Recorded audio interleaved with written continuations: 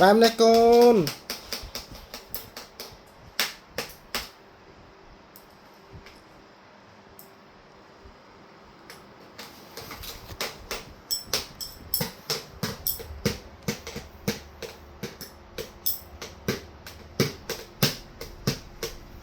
nè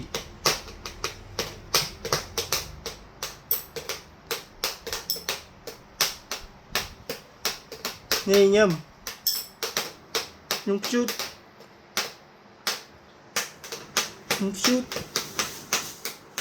chút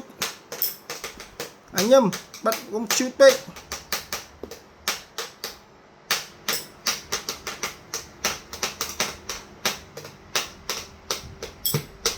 thế đặt đây dân con đặt đây đi mình đặt đây mình bật mòn đặt đây mình